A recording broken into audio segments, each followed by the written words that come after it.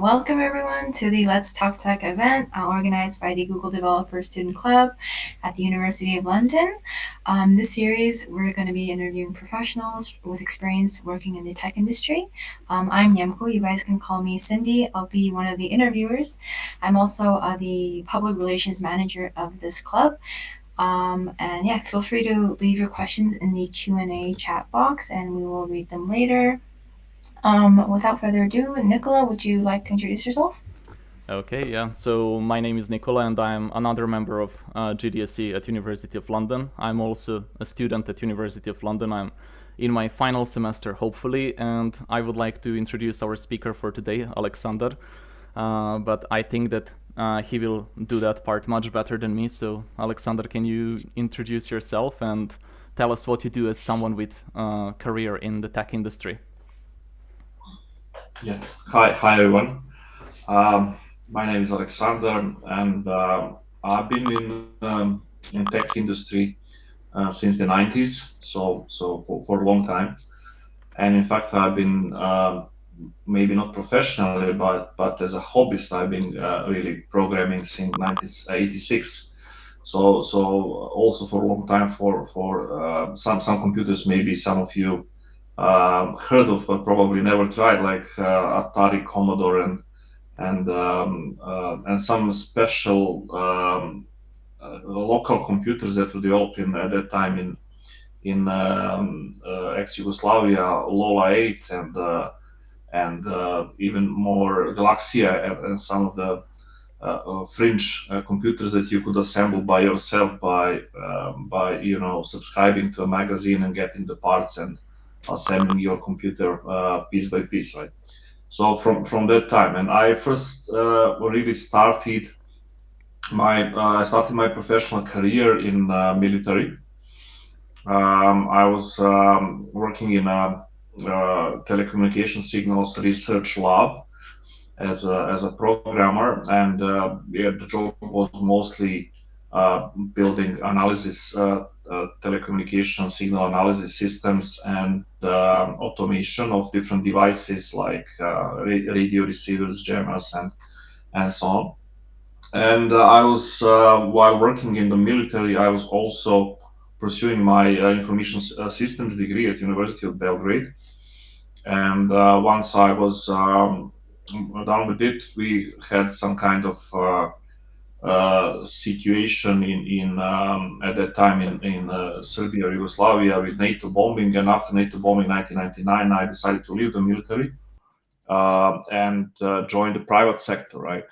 And this is when I joined a company at that time that was developing banking software for the ex-Yugoslavia region with many references at the time for some banks that were doing mainframe COBOL-based systems, and we were replacing those is Honeywell and old stuff. We were replacing these systems with modern at that time client server architecture, and this was spreading like fire, right? And the company was very successful. And at some point, this company got acquired by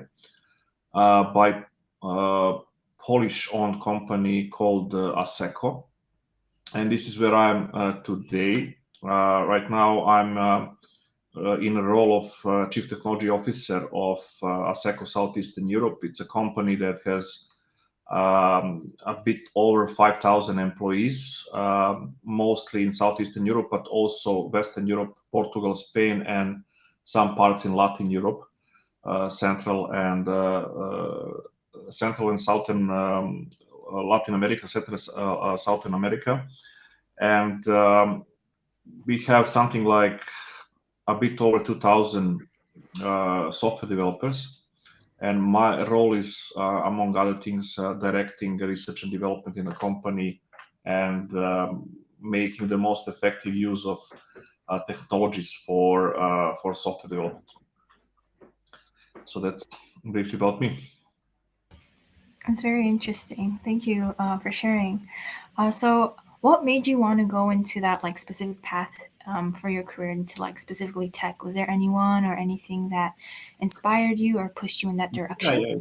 Yeah, it was, I would say, serendipitous thing. The one of my uncles was working in Eastern Africa at the moment for on a contract. He was a geological engineer, and he was working for one of the big, I forgot the name, one of the global geological companies that was doing a research of some natural resources in Africa, in Mozambique, I think, at the time. And when he was coming back from one of his trips from Africa, he actually purchased, for some reason, he was not able to really bring above certain amount of cash with him, so he had to buy some things, and he bought Commodore, even though he did not know what he will do with this, right? But he was something that he could buy in one of the local shops and bring with him instead of bringing that much cash. So when he was back in Belgrade, he asked me if I would like to have this computer and do something with this, and this is how it all started. Before that, I was not. I was really. I was really interested in STEM field, in physics, maths, and subjects from this area. So I was really an excellent student in that area. I also had in some local competitions in elementary school. But once I got this computer, I first started. I was thinking I would play some games, right? And there were some games that were available at the time on cassette tapes. That you would load cassette tape, and then this cassette tape would have some kind of loading protocol with all the bits and bytes transferred to a memory, and then you would play some games. But I quickly noticed that that what really I had passion for it was uh, learning how to program. Right, it was a basic at the time, and it was something that I would, I was fascinated by how computer can really follow my instructions. If I do my instructions in some way, it will follow my instructions over and over and over again. And I guess because I did not have a younger brother at the time that I could order around, right? It was like somebody I could order around in the family, right? Somebody younger than me. So it was, yeah, it was, and then I was I almost never played games. That was because it was much more interesting to me to fascinate my neighbors at that time, and also teachers with what I have done, what I have programmed, and this is how it started. And it was a passion since then, right? I also today I'm also programming for fun, even though last probably 10 years or maybe even 15 years I did not have. I'm not programming for a living, right? I'm doing the architecture stuff and maybe higher level design and stuff like this. But still, programming is fun. Okay, so after all of that, you ended up at University of London. So can you tell us what interested you to pursue degree at University of London? So especially since you have like university degree and decades of experience, and maybe you can tell us also like which specialization did you choose here? Yeah. Yes. So one of the things I noticed, I was, it could be some kind of middle age crisis. I don't know. Some people buy choppers, right, in their middle age crisis, and so I decided to go back in time and to the time when I was feeling best in my life, and I was a student like you guys now. So and also to experience maybe once again. I love learning, right, and to see how this would really pan out in a world-renowned university like University of London, and also take some specialty that really interests me, like machine learning, and this is my specialty. And so this was opportunity for me to refresh some subject, see it in a fresh way, to see how much has changed in the meantime. And it's a related field, information systems and computer science. There is a lot of overlap, so it was really, for me, it was not a big burden to do this in parallel with full-time job and family and everything, right? It was not a big deal from the perspective of workload, but it was fun. and also opportunity to step into this field of machine learning from the foundations. Although I did have some courses on Coursera and different platforms, Udemy, about machine learning, I think that really universities typically have much more, I would say, foundational approach to teaching those subjects, and I was really happy with this. So I would say I combined fun with some kind of middle-age crisis and you know and this new discovered passion for machine learning. It's very interesting to hear. Um, so that is the last question for like the introductory questions. So I would like to remind the audience, if you have any questions, please leave them in the Q&A section below. Other than that, let's move on to the interview stage questions. So now that you're a professional in this industries, to land the job, how did the process go in your experience? Could you please share like step by step what the stages were in your overall like career journey and like progression? Yeah. I can maybe tell you because I was really I've been working for two employers all of my career, right? So I did not hop around that much, but I did pass some landing interview many times and decline them at the end. So I did have some additional experience I can share for the jobs that I declined at the end. So, but the first job, the first one in the military, really it was a given, right? If you are attending military school, high school, or academy right after that, you are employed by default. So no some kind of interview or something like this there. What I did have there at some point, you have this kind of aptitude tests to see in what branch of military you would fit the best, right? And we had this kind of maths and physics tests and also some tests from Morse code, really writing and typing. And this is this was something like if you have enough hearing, right, that you can and good hearing and that you can capture this Morse code sounds that you may be really good in these fields. I don't know why this was used, but I excelled in those tests, and then I landed in this branch called electronic warfare. Electronic warfare is a branch of military that deals with the effective use of electromagnetic signal during the wartime and peacetime. So by analyzing, by doing the reconnaissance of electronic emissions of foreign armies, and also by using effectively electromagnetic spectrum, like jamming the enemies and deceiving and so on. So jamming, deception, and reconnaissance, these were the three subfields, and this is what I did. And then in the for the lab, I did have some interview because I was working actually in the general staff of the Yugoslav army at the time, and the headquarters, and I did have some interview for the lab. And this is where I did some kind of basic programming tests. I was supposed to do some kind of mini application or project and I was given 3 days. 3 days to create something, and this was, I think, the task I got was simulator training simulator for Morse code training, right? And this is I used at that time I think it was Pascal, Pascal language, yeah.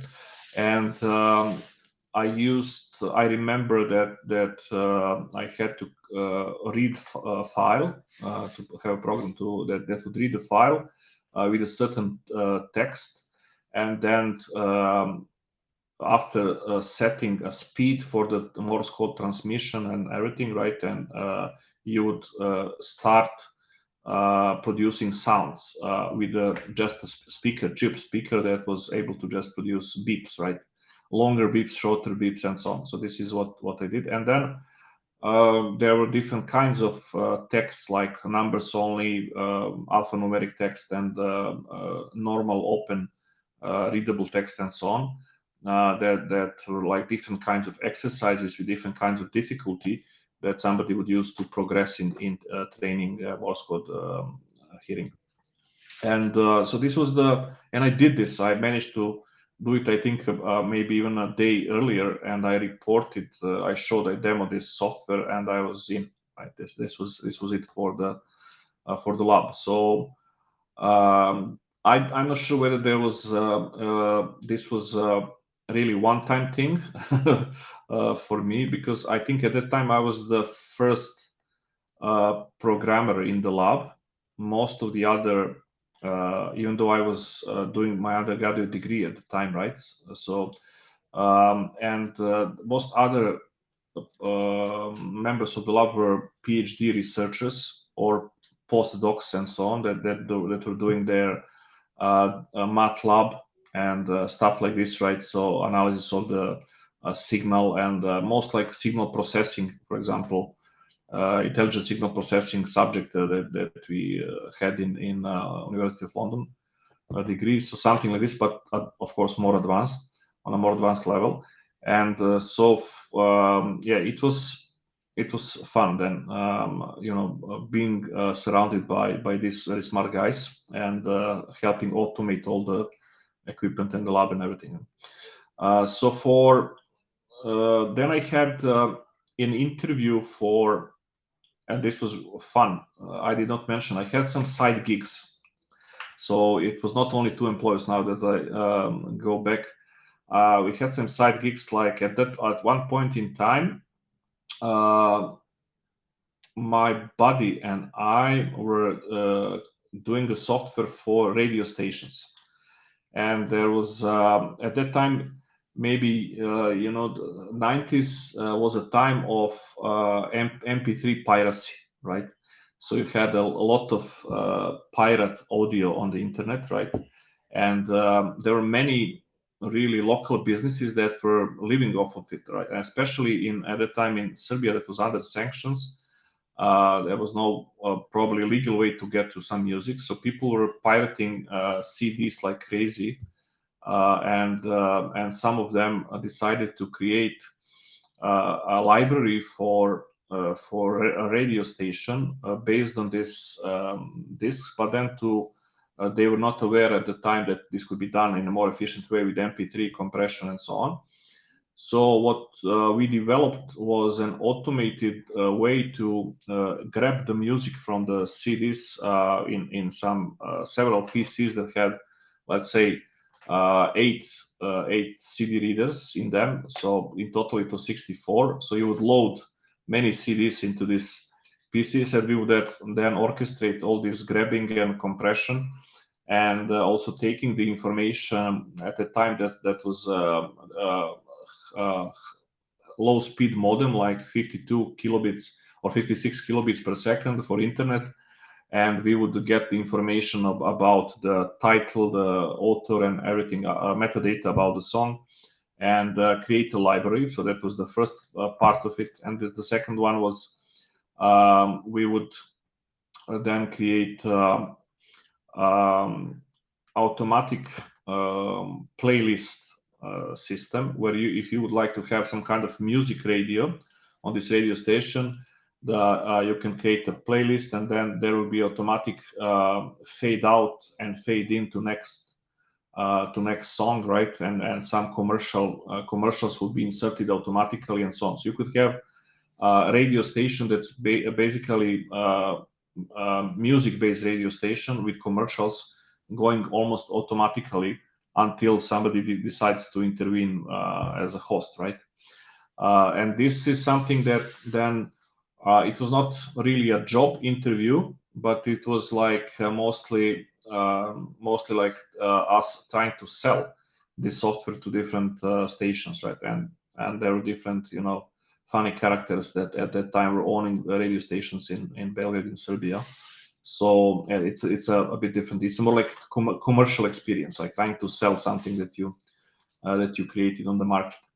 And after the bombing of Belgrade and Yugoslavia by NATO in 1999. I had some personal tragedy during that time. My father died, and I decided to change something. I was up for some kind of bigger change and leave the military. And I just looked at the job ads at the time for programming. I found one that looked interesting. That was this about creating banking software in Delphi at that time, because I did not know Delphi, but I did know Pascal, and at the time in C and Basic. So I went for the interview, and I had a real interview there, right? Because there was really a couple of people doing the first part of the interview. One of them, a psychologist from a bank, from one of the now biggest banks in Serbia, Banka Intesa. It was Delta Bank at the time, because this company that I was applying to and the bank had a deal that they would do the recruitment together, right? And they would like have first pick in a draft, second pick in a draft, and so on, and the to have a common interview and the vendor and the bank, and then they would split somehow the good candidates and employ them. Why? Because at that time the software was already implemented in a bank. It was in production, core banking software, and they also wanted to have some people in house to maintain it, right? And I had, after the first part, it was general questions. How do you see yourself in a number of years, and going to the CV, what you were doing so far. I learned later that they concluded I was really a dark person, right? I was having some kind of dark demeanor. I was not smiling enough, but they did not know the background, right? My personal background at the time was I had this personal tragedy, and so they did. I'm not really I'm introvert and not so much open and fun, right? So that was their note. I learned later. But then we had this programming part of the interview that was a series of programming tasks, challenges from the programming competitions. One of the people that was CTO of the company at that time was a competitive programmer, and he had a lot of different tasks or puzzles from programming competitions. One of them I got was creating a puzzle about Theseus and Minotaur, so Greek mythology, about Theseus chasing a Minotaur in some kind of maze, right? And there was, you would get a definition of maze in some kind of format, and then you should solve the maze by chasing Theseus chasing Minotaur through this maze by avoiding some fires and obstacles and so on. And so it was a tough challenge, because you could not go with the brute force algorithm. You had to know your A star search and such algorithms in order to do it effectively. And because there were mazes were bigger and bigger in size, and I managed to complete probably 90% of it. I still had some bugs before the time went out, but then I was able to demo it and explain it well, I guess, well enough so that I got the job, right?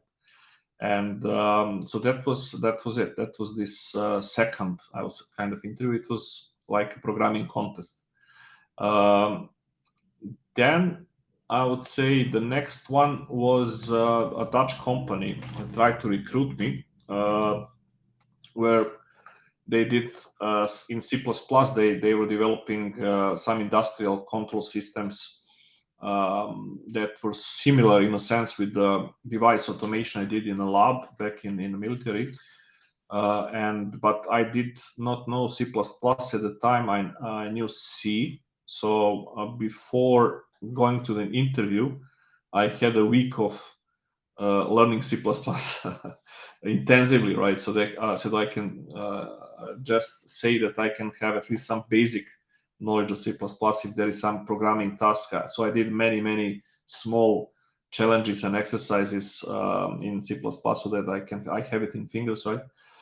And so the interview was about algorithms and data structures. So it was a different kind of interview. So the guy interviewing me from the Netherlands was asking about things like how would you reverse a linked list or traverse a binary tree in C++? Can you maybe write some kind of pseudocode?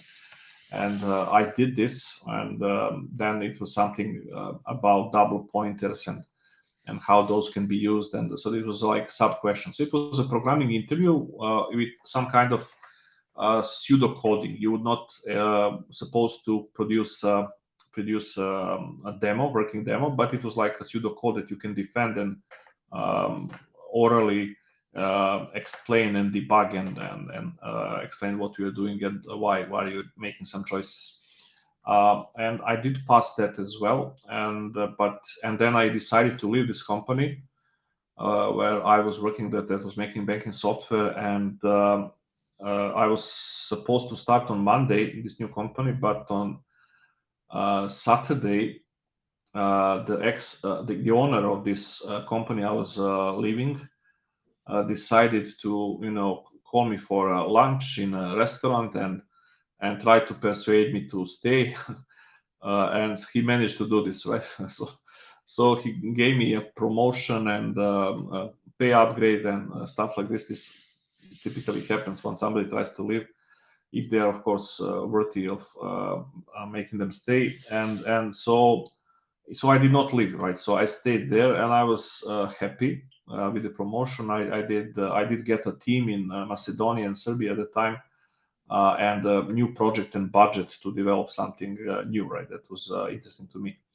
And so that was one of the experiences. But the next one was for Amazon at one point. Before Amazon was doing Alexa,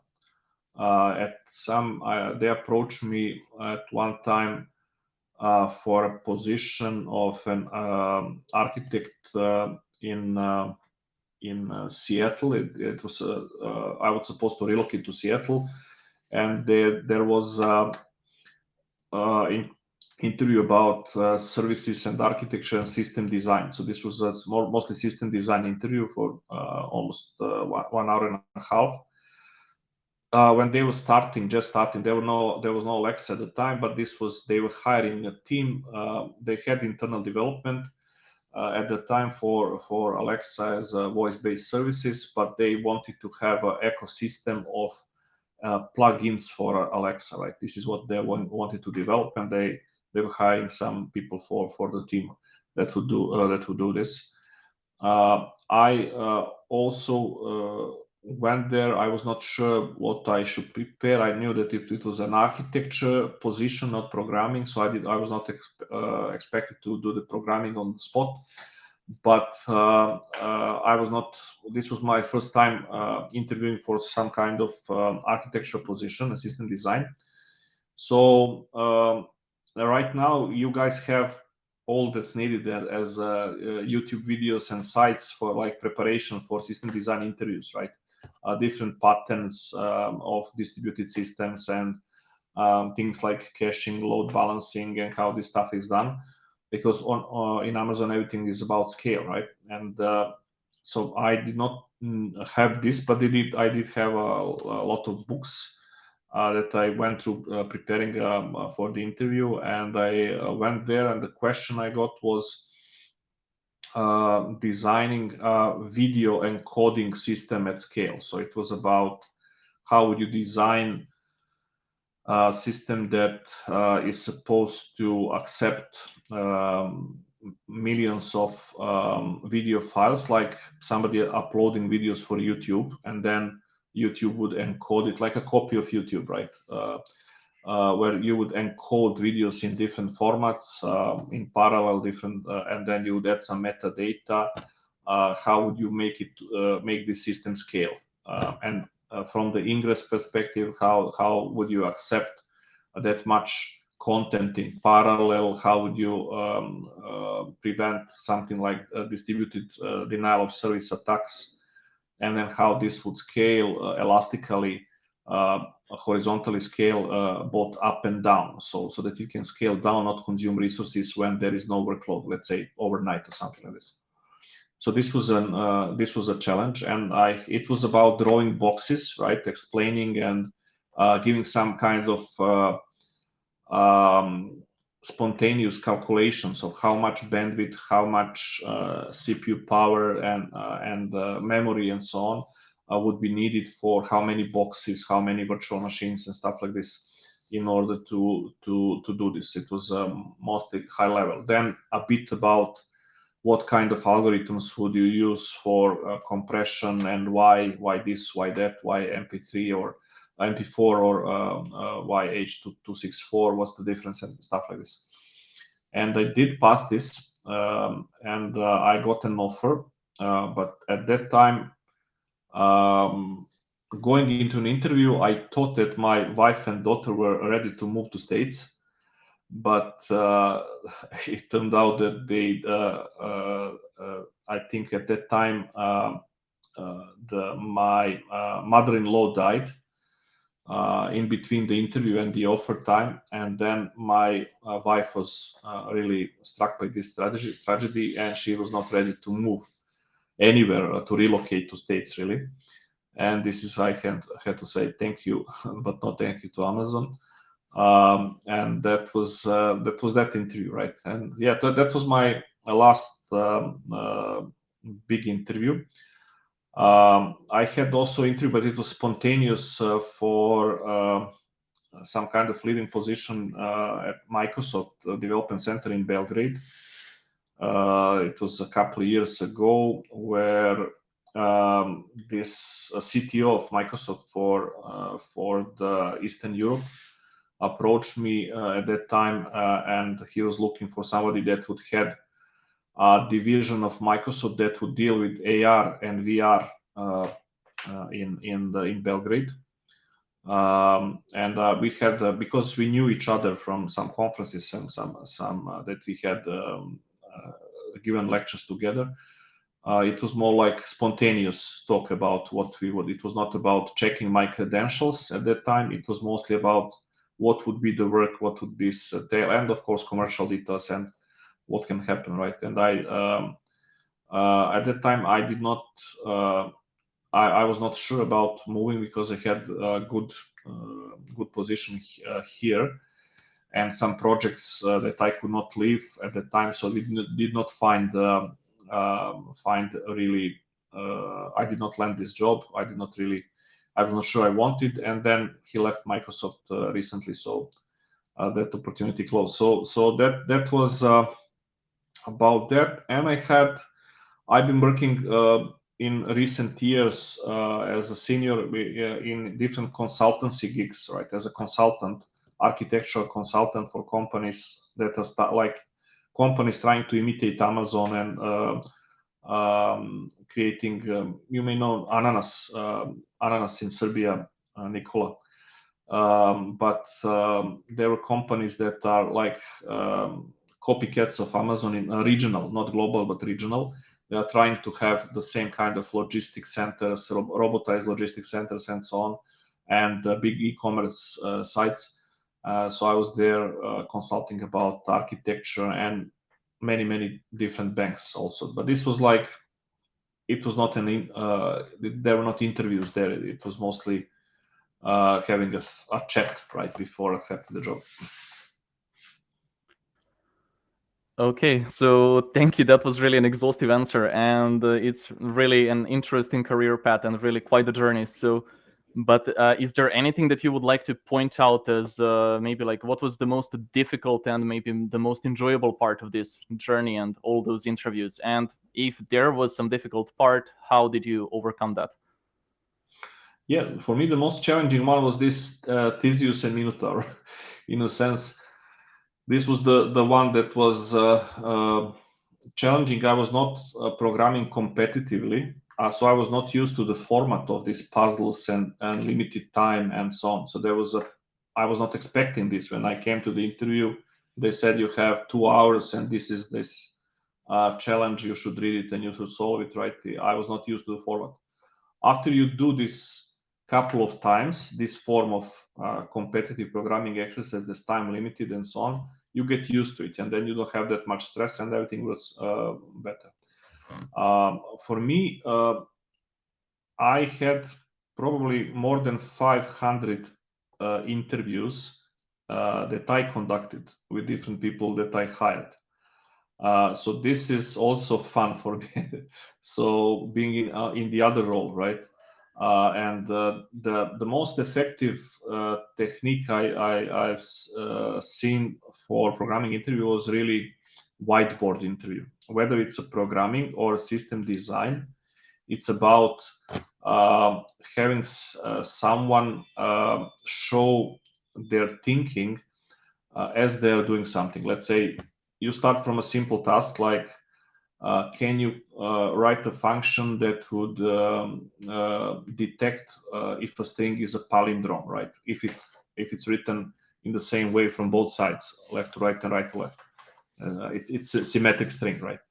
And then from this simple thing, then you can create 1,000 complications. Like how would you test it? Do you see some bugs in your code, and why do you choose this way or that way? So you can always start with something simple and then progressively see how far somebody goes when in their different areas of knowledge, on maybe it's algorithms or basic algorithms or some basic debugging, troubleshooting skills, and so on. And same goes for system design. Yeah, right. You can start simple like video encoding service, and at some point you say, okay, what happens if your memory is limited to 1 GB and the video stream is 10 gigabytes, right?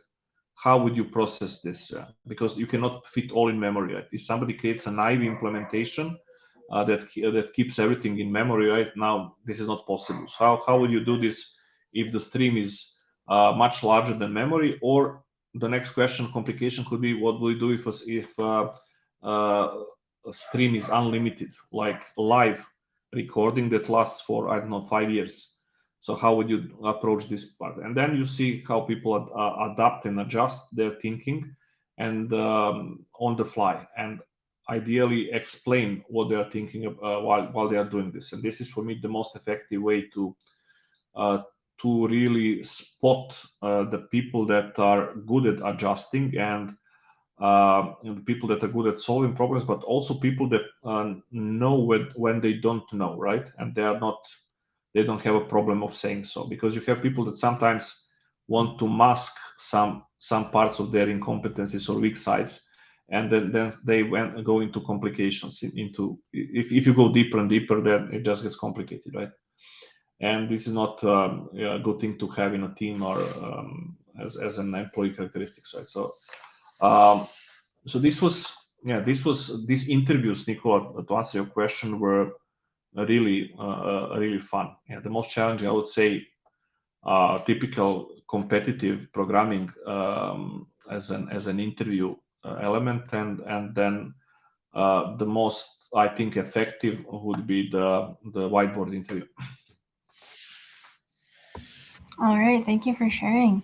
All right, so as someone who started his career in the military, do you think it affected your career progression, like currently? So also, do you think that if you weren't in the military, do you think that you would be in like a different specialization in the tech industry? Yeah. So I did switch my domain, right, from telecommunications to banking when I left the military. Although I had at that time a lot of domain expertise in telecommunications, I picked up along the way. I switched to banking, and I think the way military really the military school and the working military affected me was maybe a discipline, right? It's why it was it's much more a relaxed schedule when it comes to stress than anything that's private sector, like software for banking.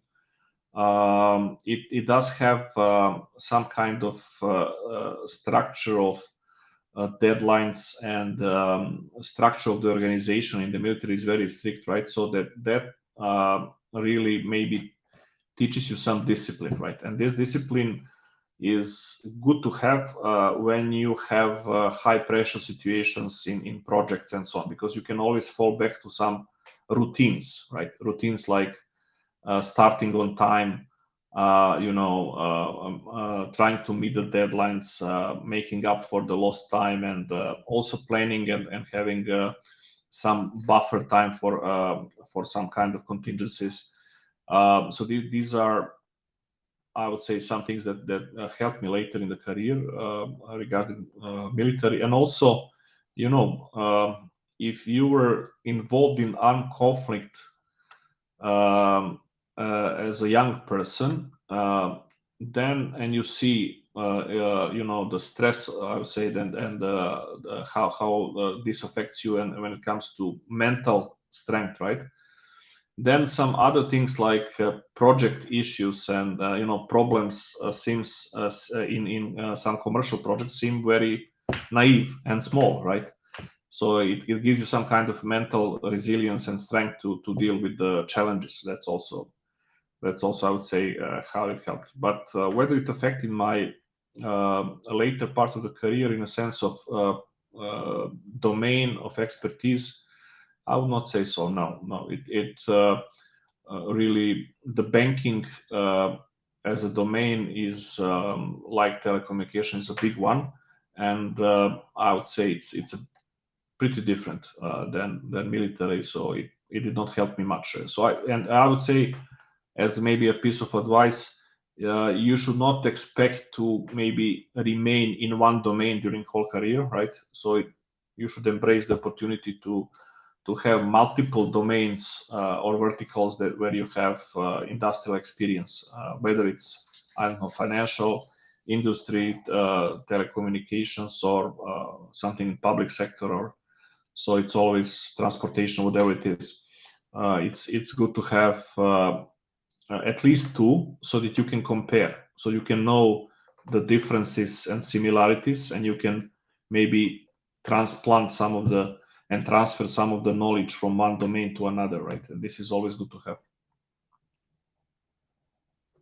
Okay, thank you for sharing that. So I have another question about it in the interview. So since you're someone who has been on both sides of the interview process, so has it ever happened that you maybe didn't manage to land the job, and maybe people that you interviewed didn't land the job, and you can tell us, like, what did you learn about yourself in terms of hard and soft skills, and what did you recommend those people that you interviewed to learn for future interviews? Yeah, I was fortunate enough that I have not been in a situation that I did not land the job. I did not try too many times. Maybe if I tried more times, that would happen. But as I said, small number of times I had interviews over my career, and it was always a positive outcome. Um, but of course, out of this 500 or so interviews I did with at least half of them, or maybe more than half, did not land the job, right? And different reasons. Sometimes it's a situation where somebody just oversells themselves in the CV, in a sense of skills and so on. And when you dig deeper, you see that there is not much there. There is not much substance there. That it's very shallow, right? For supposed years of experience. And this happened more with senior and mid-year positions than juniors, right? Juniors are typically open about their place in the career, but when somebody like a senior is changing jobs, they often attempt to really get some kind of upgrade in the career just by moving laterally, by moving from company to company to get some kind of upgrade in a position. And it's much harder to judge the seniority level. So sometimes they inflate some things in their interviews. They have a lot of things written there, but there is no substance there. And um, I would say that from younger people that are just starting their careers, I always expected passion as passion for new things, for learning, and I would always be lenient about maybe missing some skills and this and that, some rough edges around skills and knowledge. If there is, if passion can be seen during an interview, right? For those that are more senior positions, I would expect experience in a sense. I would expect answers to some common sense questions. Making a difference between important and unimportant things in engineering problems, engineering tasks. Right? So this is the things that you can learn over years. And if somebody did not learn that part, so to make a difference between what's important in this task, to focus on the most important thing and ignore maybe some red herrings that are all around. So this is a fail for me, right? And this is where I would fail somebody on an interview for a senior position. So focusing on important things and recognizing what's important. This is something that you learn over time gather as an experience. And this is something that I often fail people on senior interviews. Okay, so I have to jump in with a question from Q&A. So Petar Mihailovic asks, like, considering UoL curriculum, what are your thoughts on it, and what advice or path would you give to UoL students and maybe courses and topics to learn in order to gain an internship and get more real-world experience? Okay, it's a good question, Petar. So I would say that there is the curriculum starts easy in a first year. Maybe the maths could be a bit stronger, right? Maybe it could be more selective in a sense.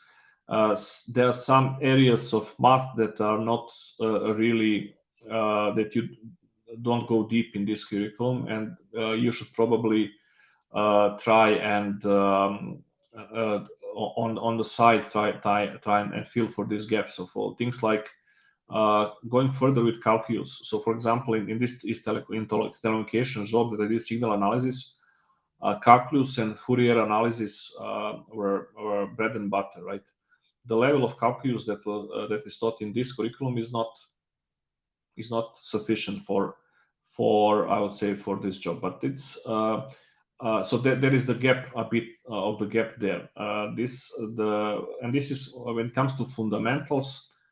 I would say everything else like algorithms, data structures, theoretical computing science, it's a good enough and strong enough. This is my feeling. When it comes to more applied subjects later in the degree, I would say, there is. I did not experience all of it, but I did try much of it, right? So I did try AR, VR, and then I did try, of course, machine learning. I did then data science. There is, I would say, a room for more projects. In a sense, what you would need to have apart from this course projects that you would do for specific courses is some kind of hobby projects on the side. What ideally I would look for somebody that's starting or looking for an internship to have some kind of GitHub portfolio of passion related projects, because remember I said already for this initial starting positions you are not offering experience to an employer, right? You're offering your willingness to your passion to learn, and you should be passionate about your job, your subject, right? It should not be like I'm just a cool professional with cool demeanor and I'm here for the money, right? This is not something that you can play if you are just starting, right? So you should show your passion, and the passion best shows if you are doing more projects than required of you by the degree, right? So if you have one AR VR project and you're applying for this job, you should probably have at least a couple of passion-based hobby projects in AR VR that you can show on GitHub as a part of your portfolio. So whatever the specialty you choose, make sure that you have some projects on your own. Maybe not only on your own, maybe with some students as well. If you can find a community of students that can collaborate on it, that's even better. If you can collaborate with somebody on something that's like open source project. And also another thing is contribution to open source projects. Right? It's never been easier to contribute to things like Kubernetes, Linux, not kernel maybe, but some other parts. So find big projects that you can contribute small things. So contribution does not have to be you coding, I don't know, a driver for Linux, but it can be something like reporting a bug, making a pull request for some kind of fix here and there. So just to go to this process of what it takes really to get your pull request accepted by somebody that's maintaining some big project like Kubernetes or something like this, or something else. A popular project could be any kind of thing that you can find on GitHub. So having this list of contributions is something that you should be proud of, right? Because this shows that you are, if your contribution was accepted by this project, this means that you passed a certain threshold, right? And this is something that you can always talk about and mention as something that you did. So I would say portfolio of passion-based projects plus some open source contributions. Thank you. That's very insightful.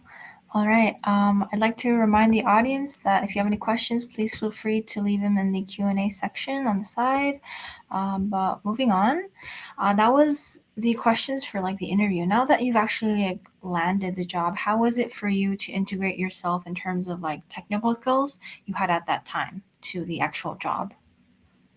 Yeah. So at the beginning, typically you're expected to know at least one programming language if you're landing a position for programming. Typically, not necessarily the one that will be used in the company, right? And so you may need to switch to a different language in as short amount of time as possible, right? So this is typically when somebody as an employer is looking for a programmer.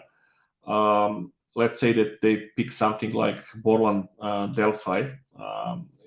It's an Object Pascal kind of language. It's right now it's a niche language, right? You don't have a big pool of people working there. But then if somebody is willing to switch and they are right now have experience in another programming language, it's expected that with let's say couple of weeks you should be able to do basic tasks in this new language. So this switching from language to language for me, because I started early in the elementary school, was never a big problem. The language that I found that was most difficult for me to, because it was conceptually very different from imperative programming languages, was XSLT, extensible style sheets, because it was completely different kind of.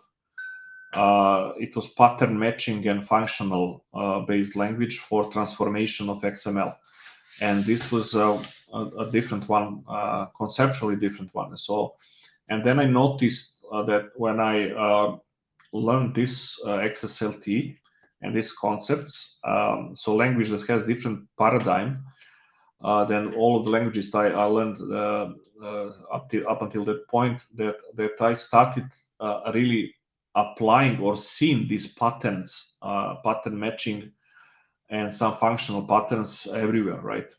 So I would say the good thing to do early, as again some kind of actionable item for you guys, is pick languages that have different programming paradigms, several. So I guess you had JavaScript, and you also had maybe C# if you are doing the part with Unity, and but pick a functional language like maybe not Haskell, F# or Scala maybe.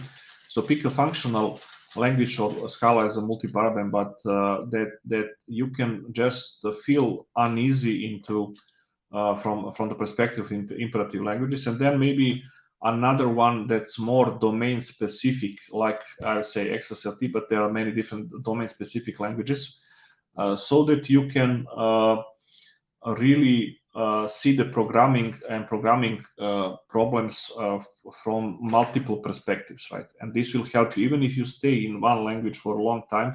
This knowledge of different paradigms will help you have a bit different mindset when you approach a problem. So for me, that was one thing. The other, when it comes to skills, it's a domain. You need to learn about banking, right? And the question, if you know zero about banking, you are starting from as a blank slate. How do you learn banking? And for me, this was a colleagues in a company. They were kind enough to give us banking 101 at some kind of short internal course where you would learn the basic concepts and so on, from the perspective of course, from the perspective of software engineer, right, not a banker. But then, and then you know enough, just enough to be dangerous after that part, right? And then after that, you should mostly learn on the job and in specific subdomains of banking where you are solving some problems, you have to go deep. What I noticed is that you have to be much more precise about some banking concepts if you are going to automate it and develop software for it. And typically, bankers do not go into that level of detail. They have some kind of more abstract knowledge and so on, but they don't know about details that you're asking them. So sometimes you have to really go, not only talk to domain experts, but you have to go and do some textbooks and some domain specific books that deal with the subject. For example, a subject could be interest calculation, right? And so I would say most of the bankers, they learned the interest calculation maths. It's a simple math; it's not a big deal. During their degree, but they forgot about it. But then when you go into interest calculation, you then learn that there is, let's say, 50 different methods of doing this. Naively, when you start learning about this, you think there is one interest calculation formula and so on. But then there are 50 different methods, all of them with some benefits and drawbacks that you should know about, like performance and going back in time and so on. And so this level of domain level detail and expertise you can only, I would say, gain by working in the field, in a sense, solving the problem. If you have this as a problem to solve, you will have to go into that level of details. And this is something that I would say, yeah, it's on the job learning, on the project learning that needs to happen. Okay, thank you for this answer. And I think that our audience would be interested in like what technology specifically do you use in your job on day-to-day basis, and maybe like what role does AI play in your job? Yeah, I use PowerPoint. I'm kidding. PowerPoint, GPT-4. So yes, I use GPT-4 probably 20 times a day. That's in my current role, right? When writing some assessments, reports, and different things, I find this AI assistance helping me. Since, as I said, I'm programming for fun. I'm not programming for living. I do also use GitHub Copilot to make some things faster for me when I'm going through some idea and trying to make it running fast. But I would say, yeah, and then the other technologies like collaboration with teams, remote collaboration, things like expressing ideas visually. This is also for the architecture system design. You are often required to express some idea visually. For example, the architecture of a banking system. How can this be shown to somebody that's non-technical, or somebody that they're starting, or somebody there is a different level of details for let's say sales presentation or some architecture assessment presentation. So expressing ideas visually in whatever tool like Draw.io, for example, being able to draw diagrams very quickly is something that's very important in my role. It used to be when I was coding, then typing quickly was important. But once you go into system design and higher level of abstraction where you're not coding, drawing fast, I would say, expressing ideas visually fast is something that's important. Okay, so I have another question. It's somewhat related to this one. So, can you tell us what approach do you have to learning new technologies? So, languages, libraries, but maybe more importantly, AI. And sub question to that is, how did your approach change over time? And now, since you are a senior, you have decades of experience. Like, how often does that need to learn new technologies emerge in your career? Yeah. Okay. So starting for first one, it used to be, no internet and scarce availability of books.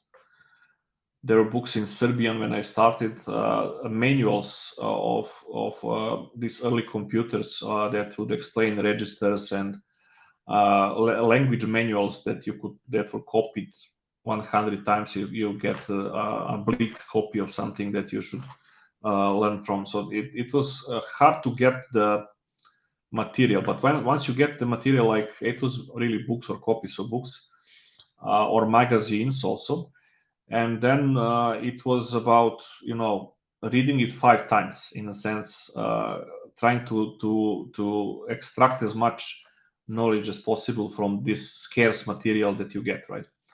And over time, as internet really changed the thing. I used to read one book a week for a long time, and it was mostly technical books. One technical book a week for a long time.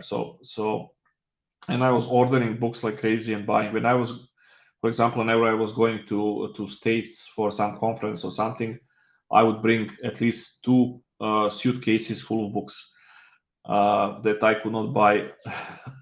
Amazon was not working there, so that was passion like that. But at some point, there were more PDFs and ebooks and internet and sites you can learn online. I switched from this from books to learning online, and also some courses as well. But reading online and reading books again, but in electronic format is another one, right?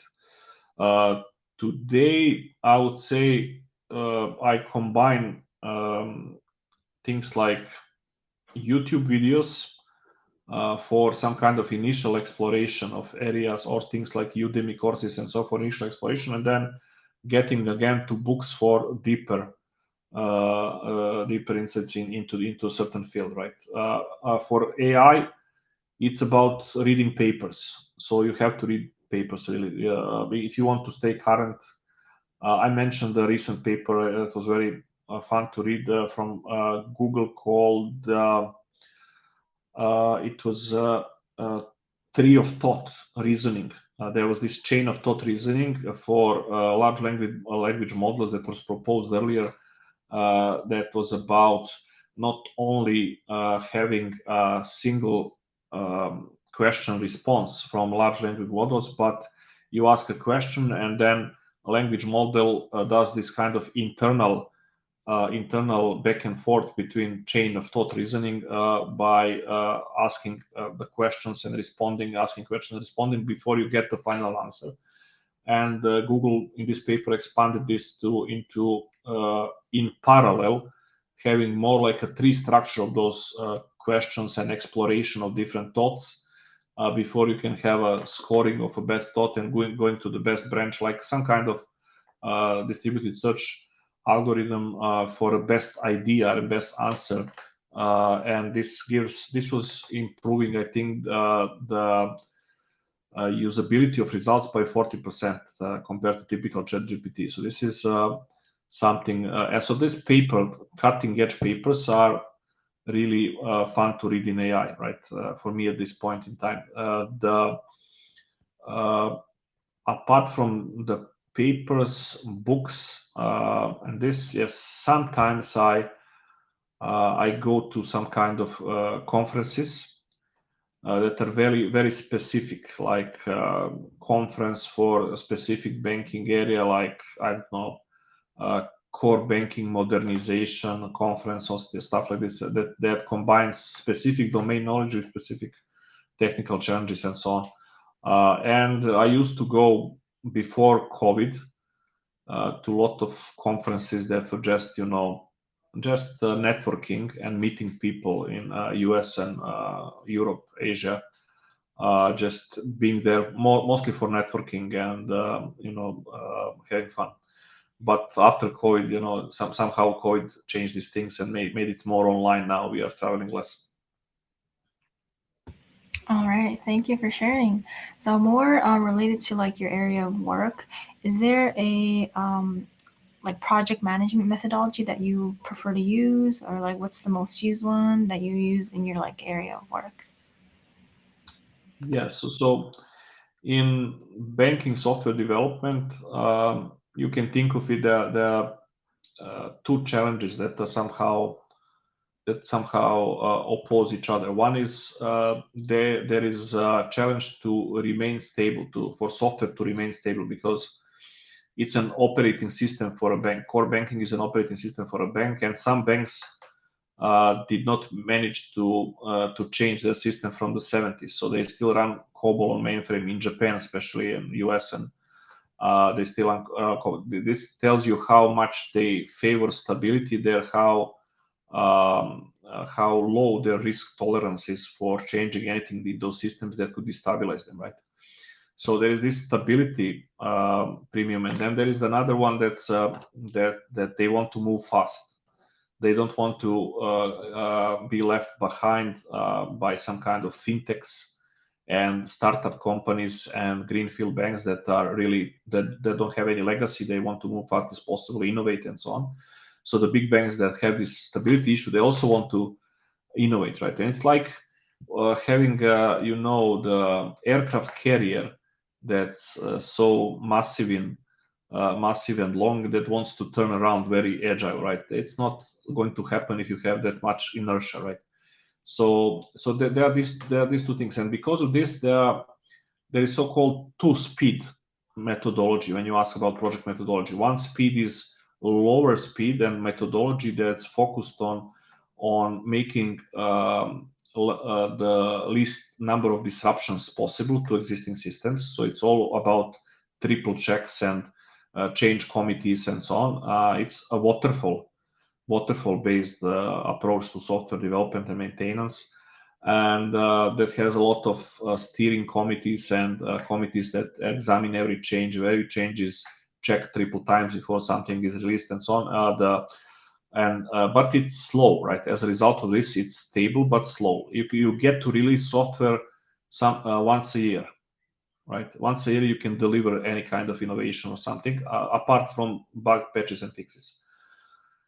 Or if you are if you make it possible and you agree with customers and banks, maybe once a quarter, right? So that's the frequency of release. And there is this other speed, higher speed, that's mostly agile, right? It's not waterfall. It's about close collaboration with the customers and incremental release that's frequent, right? It's weekly, at most monthly releases that you have, and you have this kind of fast pace development in areas where banks can tolerate this, I would say, faster pace, like the channels, mobile banking, web banking, so-called touch points, things like origination of products, onboarding of clients, use of AI there, and modern technologies. This is also it's so-called engagement area and touch points area in the bank. This can be tolerated, but not that much in core. And this is mostly agile and Scrum. It's not a project methodology, right? It's not Scrum is more framework, but yeah, this is mostly Scrum. Some teams use what I saw in the also they use a combination of Kanban and DevOps, and there is this attempt with DevOps to somehow remove this trade-off between speed and stability and achieve both stability and speed at the same time. And this can be done with specific architectures like microservices architectures that really isolate changes in modules with well-designed boundaries, right? So if you have a highly modular system that if you do a change in this module, it will not propagate and affect other modules that much. It will not disturb the system, right? You are isolating changes. And so that's the first step, to have the architecture that can isolate the changes. And then the second one is to have higher maturity or higher degree of automation of everything, because you cannot rely on human factor for testing if you want to keep the stability as high, right, and keep the frequency of changes, because you cannot afford having people checking, triple checking, and missing some things and so on. This costs really valuable time, and but also you cannot afford people not making bugs or errors, just omissions, and so therefore you need to invest in automation. So DevOps is really about increasing the level of automation and monitoring the system in different ways, so you can discover issues as soon as possible and still move fast, right? And this is right now, it's still like some kind of nirvana that everybody is chasing, but yeah, there is a substance there. Really, there are teams that are in big companies like Facebook, Google, and so on, that are really having this kind of having it both ways, both stability and the speed, right? So this is, I would say, the most promising thing that we are trying in the company at the moment. Okay, thank you for explaining that. And obviously, you have done a lot of projects. So can you tell us, like, do you have a favorite project, or maybe a project that you are the most proud of? I do. So there was this one in the year was 2000, right? And there was in ex-Yugoslavia, it was a communist country. So some of the typical institutions in financial sector was centralized by the government, and one of those was some kind of central payment institution where where everybody had to have their account. Every company, organization had to have their account, and all the payment transfers went to this central institution, right? And this was some kind of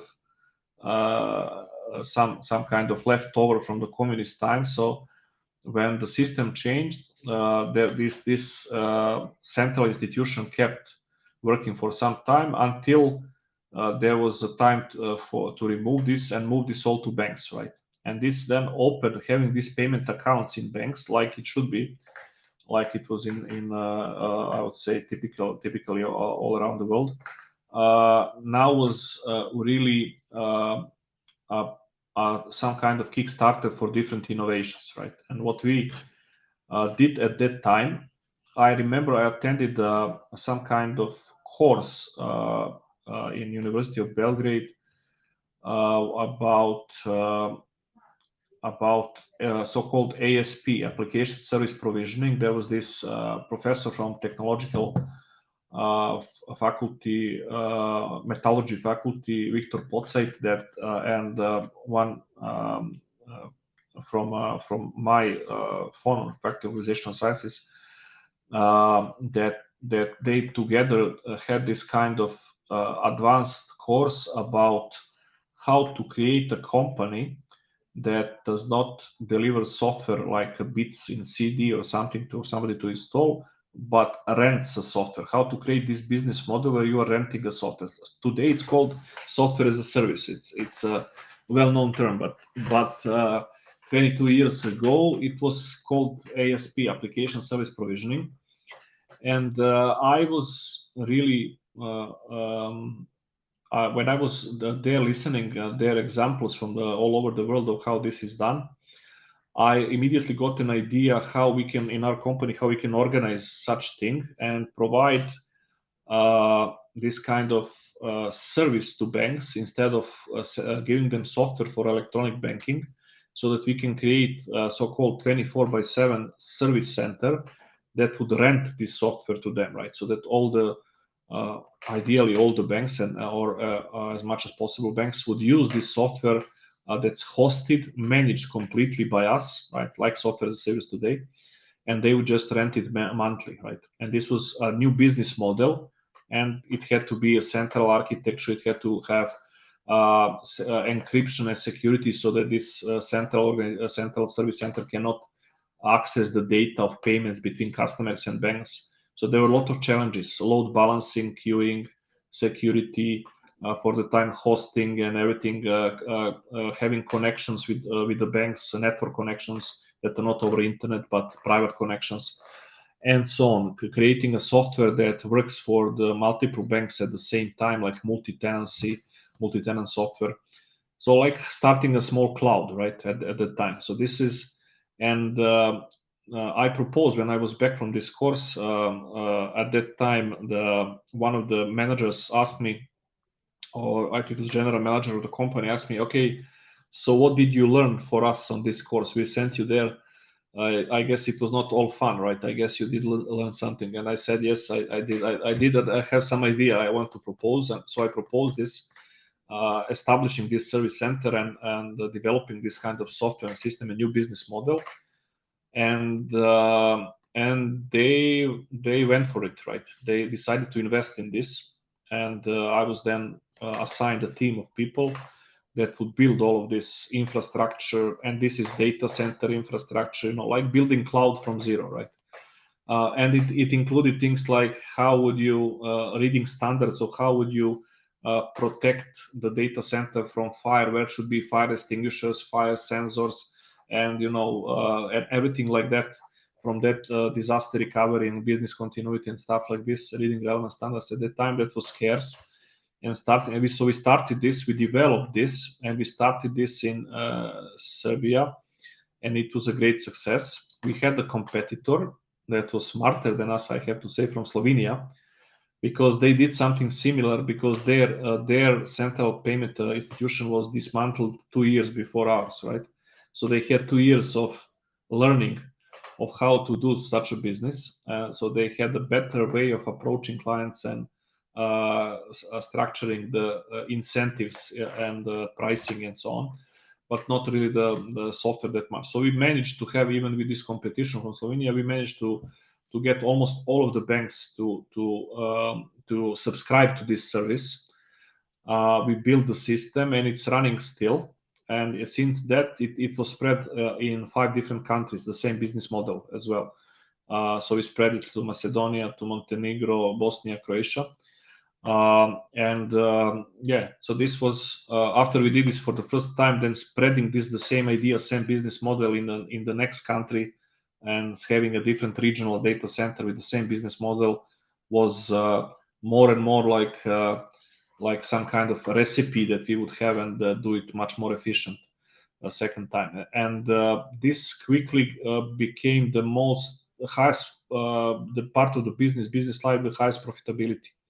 So you have this, like, how much you invest in it and how much the return is, because of this repeatable revenue model that cloud has. This was and still has the best KPIs in the company 20 years after that, in a sense, the profitability of the business. All right, thank you for sure. Oh, did you say something? Yeah, I want to say, and I did get some awards, local awards for the design of this system, and in some magazines and some others. There were some awards and accolades as well But I would say the biggest part is really the long-term success of the business. All right, thank you for sharing. All right, so as someone who's worked in the military sector, the telecommunications, and banking, in your eyes, how does the work of a software engineer look like in those different sectors? Yeah, so I would say in telecommunications parties or military, it's you have a lot of I would say device automation in this specific part, because if you are dealing with real signals, right? You have to get those real signals from real devices. You have to automate those devices. So it's like having some specific drivers for specific peripherals that you don't typically see those peripherals in retail sector or consumer electronics. This is all specific equipment that you have some kind of drivers for industry lab equipment like measurements and signal processing and so on. So this one part is like driving, automating this equipment and getting the signal out and so on. That's one part of it. The other is signal processing. It has a lot of maths that you need to have if you want to have a real-time processing of signal, depending of the frequency band and some kind of difficulties there and time resolution. You should have very optimized implementations of these basic maths algorithms like FFT and so on. And at that time, we did not have libraries that we could use, so we had to develop them in C.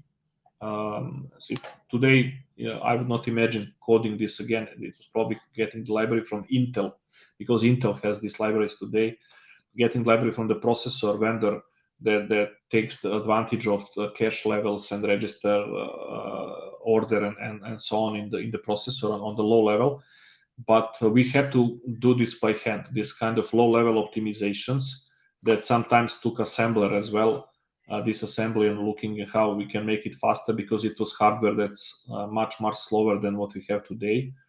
So that's then also MATLAB is there. You have to be able to take something that let's say some PhD researcher or postdoc developed in MATLAB that works, but it's very slow, to transfer this to something that's implementation in let's say C or something that you could or some other language that you could then have it run in production. It's similar way to what you have today with AI researchers and machine learning engineers, right? So you have AI researchers, so that does some kind of basic Python notebook and gets to the model that works, right, and has some results. But then this is one thing, and then having the inference done in a scalable, performant way for this model, productizing and making this run in production is requires some kind of optimization and using different libraries and so on. My recommendation for all of you guys is there is a new language right now that's just becoming some kind of superset of Python called Mojo. And if you are interested in machine learning, you should probably, apart from Python and R, start learning Mojo. It's a new language. It's still developing, so you're not late in any way. Probably it will be complete next year, but you can see the language in making, right? That and the essence of this language is really about this, about lowering the gap between what you have in AI research like Python and then what you have in some kind of high-speed inference where you want to take the most of the hardware, whether it's tensor processing units or GPUs and so on, and to make this transition from research to development as fast as possible. And so that's about this, I would say, telecommunication. When it comes to banking, I would say there are much less technical challenges in banking software. There are some, but there is much more complexity in the domain, right? So for example, some subfields that you would have to learn are accounting. So for example, how to do the accounting, what is the double entry bookkeeping, why the accounting works this way, some accounting standards, and so on. So it's like subfield that accountants also have to learn, but not at that level of detail that you can code it, right? That level of precision. But then, so then another one is, fraud detection. If you're going into fraud detection, you have to employ some kind of machine learning, anomaly detection algorithms, and so on, in order to detect some forms of fraud that are hard to spot by some kind of deterministic rules, right? So each of those subfields have maybe some specific technical challenges, but these are all different. Like making 50 kinds of different software in a bank. So this is how it feels, because creating a mobile banking application, it's like all about user experience. So it's about user experience design, making it smooth, making it running that as designer intended, and then having it performant. And so that's the challenging, let's say, mobile banking. And technologies there would be typical technologies like Kotlin, Swift, if you are developing native applications, or it could be something like React Native, if it's a hybrid application, right? Or Flutter recently with Google. But then I would say, still, apart from these bits and pockets of technical challenges, there is much more complexity in learning, as I said. 50 different kinds of loans, 150 different kinds of collaterals, 500 forms of payments, and so on. So these are all different things that have their own business complexity and domain complexity. And so if you're developing a software to help and automate banking, you have to really tame this complexity of a domain and make sure that software is not naive in presence of this complexity. It can really do whatever they need. Okay, thank you for answering that. So with that much experience, so you worked as a software engineer and now you're working as a CTO. So can you tell us, like, what are the most important qualities for these two roles? So are they intertwined or they differ? And maybe you can also give us like a historical perspective, like how those qualities changed over time, and did they change at all? Yeah. Okay. So from software engineering, I would say that the qualities are mostly, it's a problem solving, right? It's a problem solving thing. It's about seeing what's the real problem, what are the real pains that somebody faces, and then finding a way to resolve those pains with software. It could be also gains and pains, in a sense. Somebody expect to get some gain, but if you don't develop a certain software, this gain is not going to be realized, right? So this is really a lot about communication, about understanding the problem. So I would say this is the part maybe that's not so well represented in undergraduate curriculums, right? So going deeply into understanding the problem, because you're always dealing with the toy problems that you can handle in a small project during the course, right?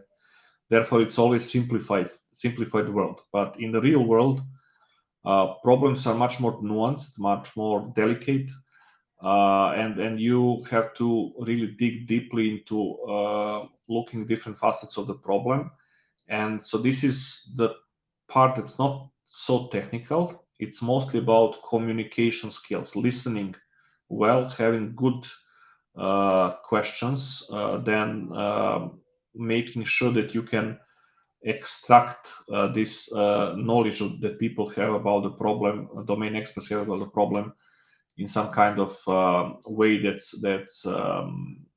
reliable. So, for example, sometimes you cannot ask people about the problems they cannot formulate. They are living in the problem so much, they are not aware of the problem, right? That not all the problems. So they are too much inside, right? They cannot have a perspective of standing outside and looking at themselves and saying, "Oh, this is the wrong thing you do," right?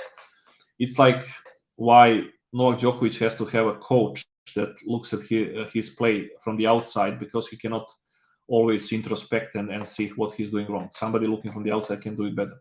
So techniques like anthropology, techniques like shadowing, and for example, you go into a company and you ask people just to continue with their normal work while you are the fly on the wall, right? You're being there, you're present, you are recording what they are doing, you are observing what they are doing, what the problems they are facing. Sometimes you may ask a couple of clarifying questions and so on, but this is how you learn sometimes even more than asking them, can you tell me what are the problems that you face? Because sometimes they are not able to articulate the problems that well. And so combining those different elicitation techniques, requirement elicitation techniques, this is and requirements engineering is important part of, I would say, of being software engineer.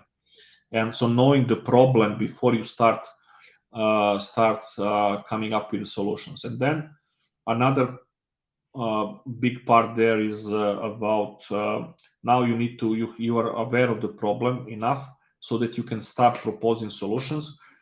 There you need to be really detached from your own ideas. You should not fall in love in your ideas too much, because you should be prepared to switch to another suggestion from another engineer that may go even be more optimal for the problem, right? So, and having argumentative discussion and arguments about, and listening well for the arguments of the other side about the solution, and not being emotionally attached to your ideas and so on that you had is also important piece there. Those that fail to have this, they typically do not progress that much in career, right? But those that can really accept inputs and critics and learn from it and adjust their approach and be able to switch and think out of the box. These are people that really progress as engineers. And finally, there are some, I would say, some discipline and hygiene to engineering. In a sense, there are some fundamental things that you should adopt early as things that are given, that you should not waste your time again re-examining whether it's worth doing, like testing, right? People sometimes do not see the value of testing until the later in career, right? Or maybe if something hits them in the project in the face, and they learn about why you should have it. But there are some universally, I would say, accepted engineering practices that you should, even if you're not if you don't understand, you don't feel you internalize completely why this should be done all the time. Maybe it does not look intuitive. You should force yourself to do these things, right? Like some kind of exercise maybe that you have to do in the morning that you don't look forward to, but you know it's beneficial for your health, right? So so this, like there are some things like programming katas and like karate katas, and so there are some things some exercises that you do in order to get this kind of routine and so these things, there are some things like testing, test-driven development, as I said, it's requirements engineering, getting feedback from customers, then iterative development. Do not expect to have the perfect idea for the solution of the problem from the start, but expect to have multiple iterations of your idea and to perfect it over time, right? Maybe even move and drop some idea and move completely, have discontinuity, but at least to have an evolution of idea over multiple iterations. And this is going back to the problem and going back to the solution. So this idea of waterfall process, where you would ideally learn everything about the problem and then formulate the solution and then code the solution, it really is inferior to this idea of going back and forth iteratively between the problem and solution with feedback and customer, and then perfecting it in loops over time.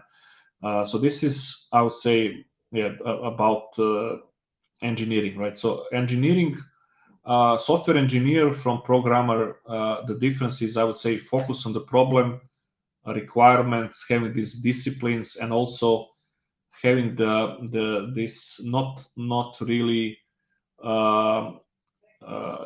not only focusing on the coding part and saying, security is not my job, deployment is not my job, testing is not my job. So this is something like somebody that has a narrow view of programming, right? Somebody else should do it, right?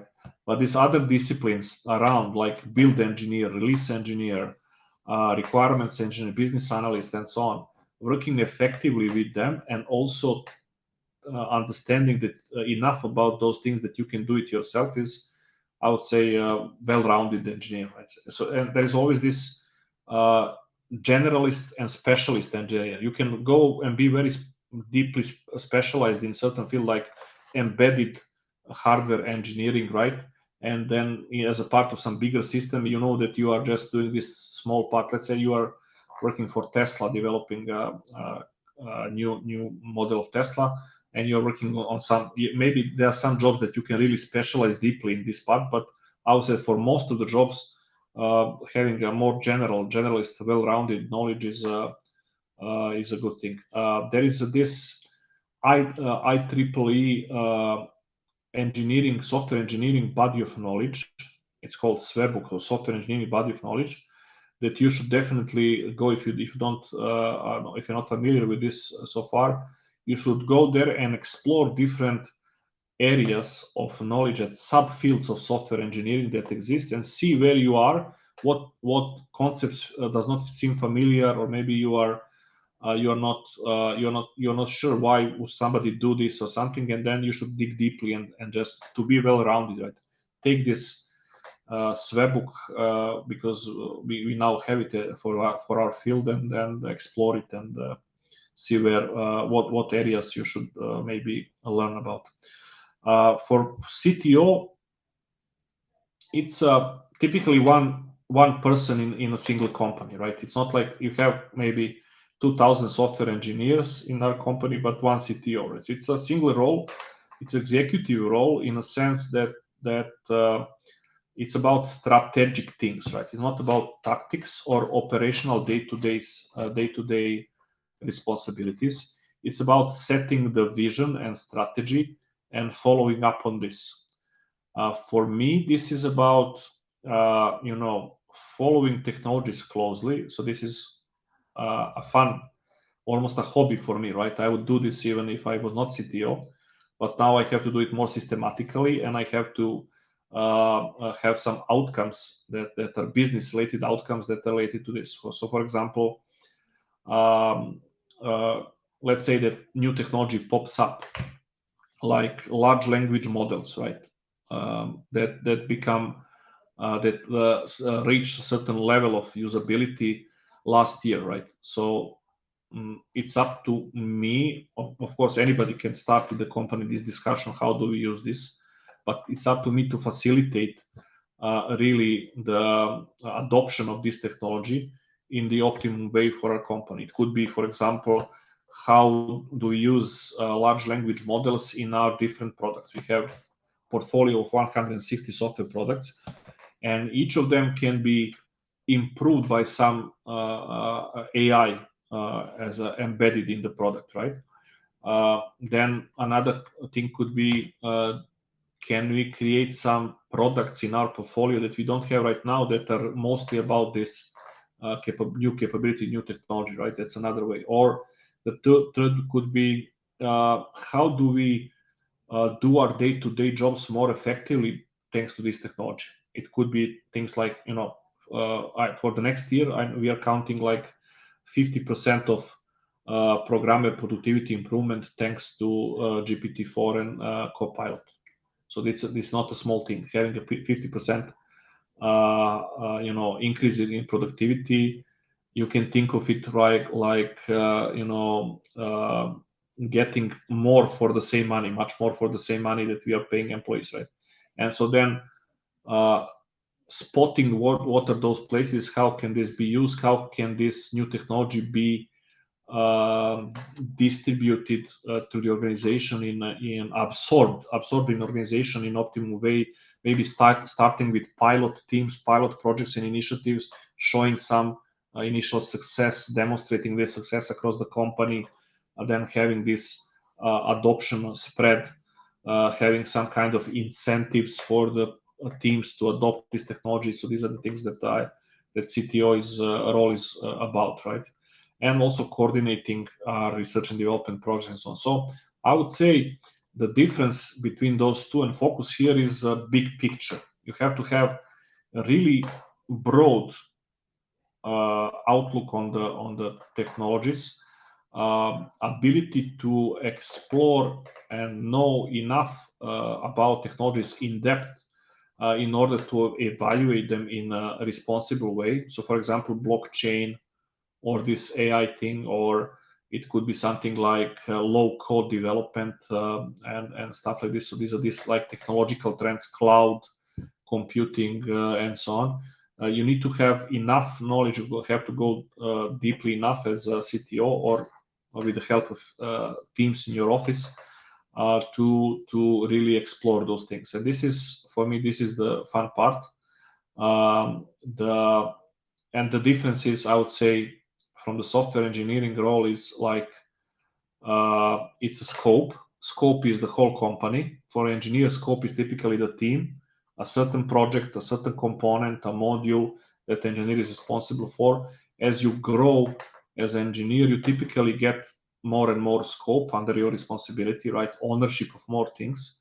And the CTO as a highest technical role in the company is typically the one that is responsible for all of it, right? All the bits and pieces, all the products, all business lines or different technologies and so on.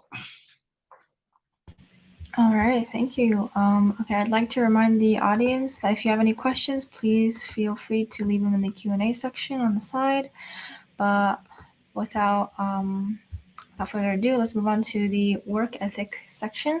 So regarding work ethic, how many hours a week do you spend coding versus doing other tasks like planning a project and having meetings? And also, how did it change over time while working in different sectors and positions?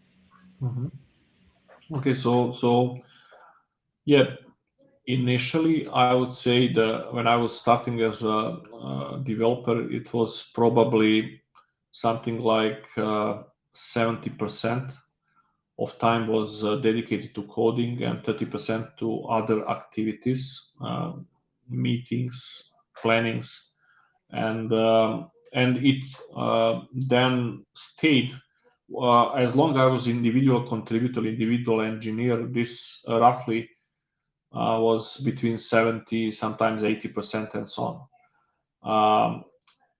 But at once I got a team to lead, I was a team lead at one moment. So it's not like it's like entry level position for engineering manager, right? And this one is about achieving results through the team, not yourself individually. You still have some individual coding and so on, but it's also about achieving the results with the team. And then it was something like maybe 50-50 for me. I was a team lead, and then I was 50-50. Then I was promoted to an engineering manager position. It was called a product line manager, product manager. I'm not sure what was the title at the time. And this was then it was something like maybe 10% coding, in a sense that it was mostly the team was larger. The team was 20 people at the time, I think, and there was no point in me coding because I had a lot of coordination to do, planning and responsibilities on the other side, managing team and so on. And this 10% was mostly something that was about showing maybe some colleagues how to do something, maybe just as examples, right? Writing so-called gists, now they are called gists on GitHub, that you just quickly explore and show something. It could be code or pseudo code that would unlock somebody to move forward. That was that, and then from that point on, it remained this 10%, maybe even 5% of the time today, because now it's mostly, it's not about job anymore. it's about sometimes mostly doing it for me, like an exercise for fun, staying current with technologies, exploring things, and doing some hobby projects on the side.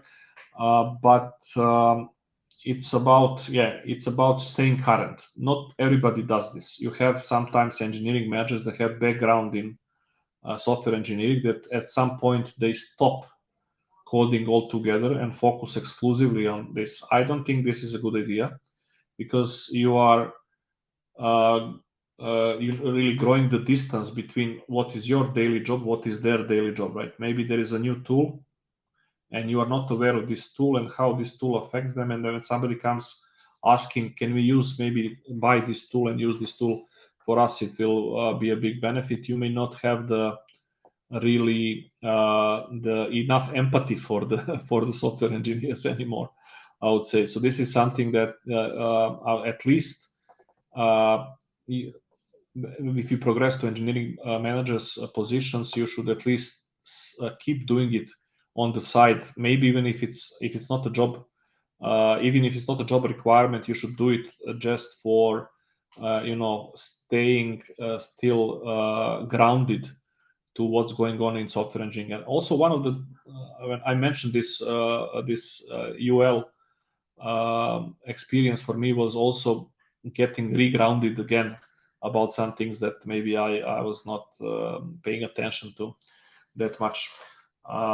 So yeah, that's what was the other part of the question? I forgot. The other was How did it change over time? yeah, over time, I would say, yeah, it's getting less and less, more meetings, more things that are not really strictly coding. That's typically what you expect. I did have opportunity to hire programmers in their 50s, right? So people that stayed individual contributors late in their careers, but this is exception rather than a norm, right? Typically, if you are a typical progression of software engineering career is as you get more and more scope, right? Even if you don't go into engineering manager roles, if you become a senior engineer, then staff engineer, and so on, you typically uh, at some point transition to architecture. So architecture is less detailed than staff engineering, and then there you are moving to these boxes and lines and whiteboards and PowerPoints and other stuff that's not really coding, and it consumes most of the time. So I would say probably less than 10% of engineers remain individual contributors with 80%, 70 or 80% of coding late in the career, right? It's mostly expected that you will probably gradually move to the stuff that's higher level. Okay, so thank you for answering that. And I have a question that is somewhat related to what you said at the very end, that you had like less and less coding and more meetings. So obviously you have worked both with technical and non-technical people. So how do you approach conversations about technical parts of projects, technical aspects of projects with non-technical, maybe staff, shareholders, stakeholders? Yeah, this is a good question. This is always a challenge.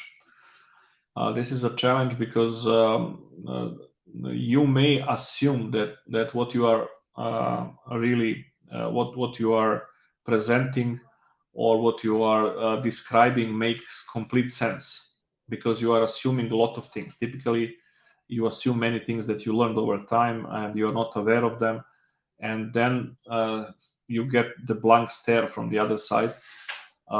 Sometimes people with especially in some kind of group setting will not reveal their ignorance because they are for the social reasons, right? They're not going to ask questions that will make them look stupid. So it may happen that you explain things or maybe present something for a long time without noticing that people are really not getting it or not understanding, right? So this can happen.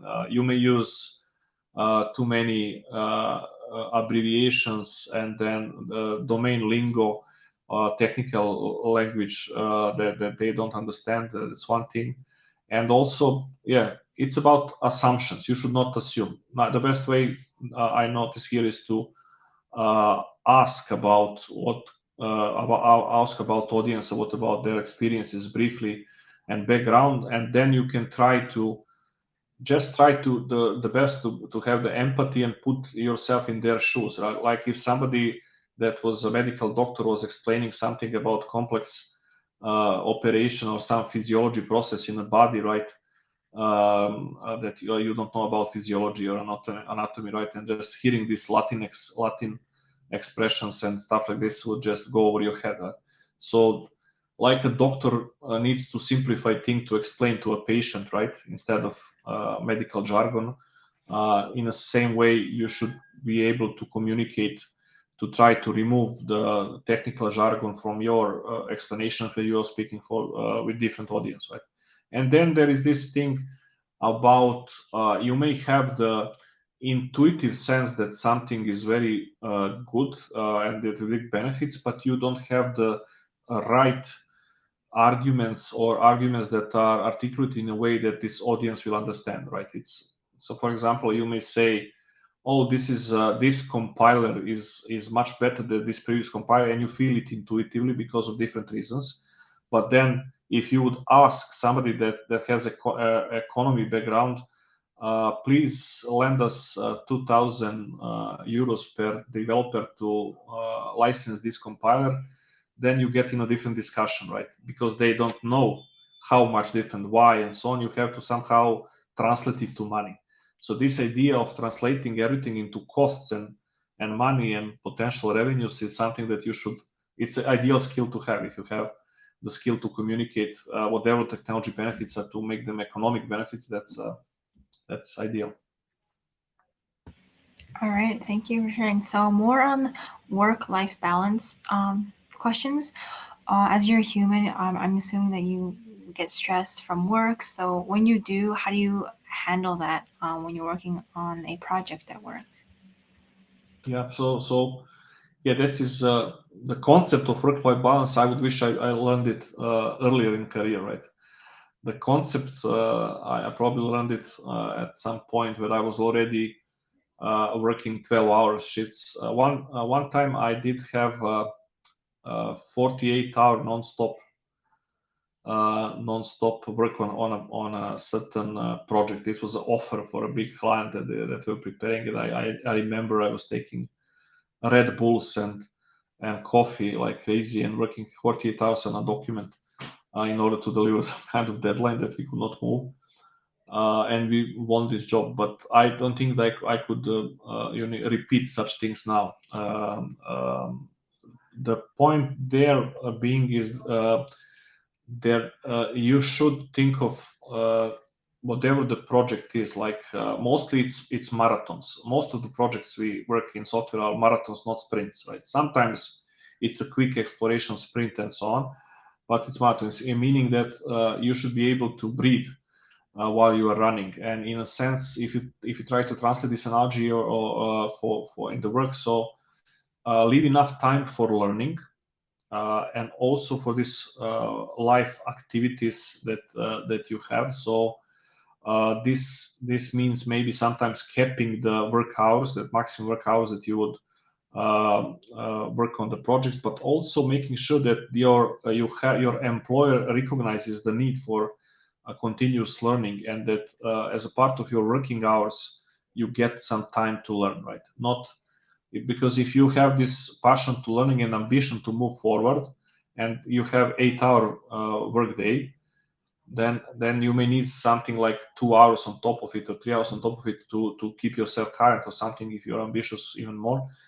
So it can go into your cut into your other activities with family and other stuff, right? So ideally you should have learning as a part of your 8-hour work job. But then it's also about ambition, right? The people that has the best work-life balance somehow I've seen are the people that, to me at least, seem that are not that ambitious. They are not that among the top 1% of 3% or so people that are ambitious into moving forward, achieving something in career. They are satisfied in some kind of things that they can reach. Maybe they have better understanding of their capabilities and how far they can reach, and then therefore they can optimize everything, right? Both parts, work-life balance. I see that if you are really ambitious enough, and if the work is your passion, and then if the environment is such that favors people that are ambitious and gives you some kind of incentives, then it's hard to keep really 8-hour week.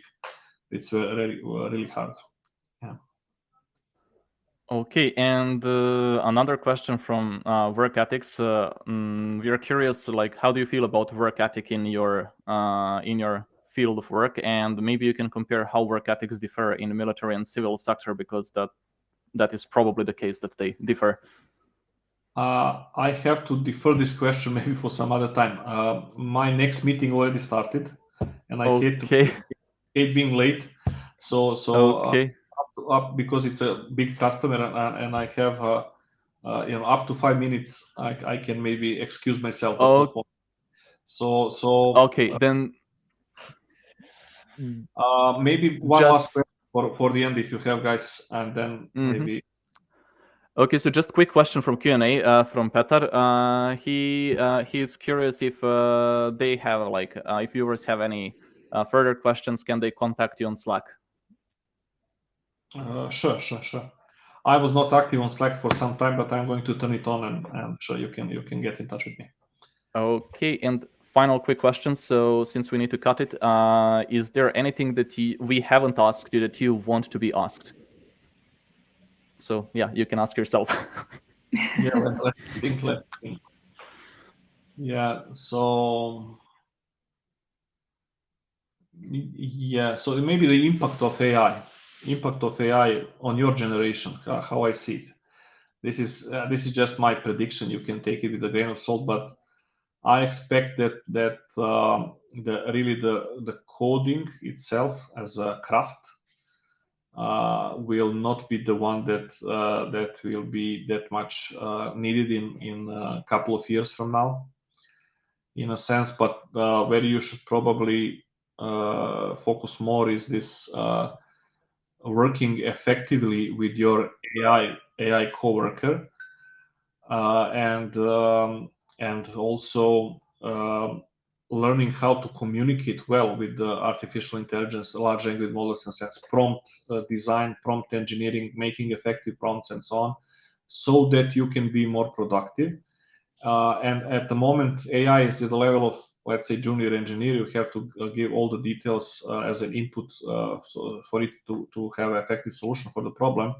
But as it moves on and as it progresses with capabilities, it will be more like conversation, like some kind of split of like pair programming, where you say, okay, I would do this part. Can you do this part for me? And you have to pick the parts that you would like to work on, and maybe that are more critical, and leave some other parts. So you should, the sooner you learn effectively with AI, the better for you, I would say. Instead of be ignoring it, or maybe running from the field, thinking that, this field has no hope, this will be all taken over by AI. So there will be work in problem solving always, but I would say not always, but for a long time. But I would say the best best strategy for you seems like be effectively working with AI. Okay, thank you very much for all of your answers, and thank you for joining us and finding time in your busy schedule. So I'm really happy that you gave really exhaustive answers and you didn't restrain yourself to lay out everything so clearly that everyone can understand. So hopefully we will cooperate in the future. Okay. So, and nice meeting good you. luck with the next meeting. Yeah. See you. Bye. Bye. Okay, so I guess it's time to wrap up this event. So I also want to thank everyone who joined us today. I hope that you learned something interesting today, and that this will be the final event in the series. So probably it will be renewed next year, and you can follow us on social media. So links are pinned in comment sections. So yeah, that's it for today. See you next time. Bye bye.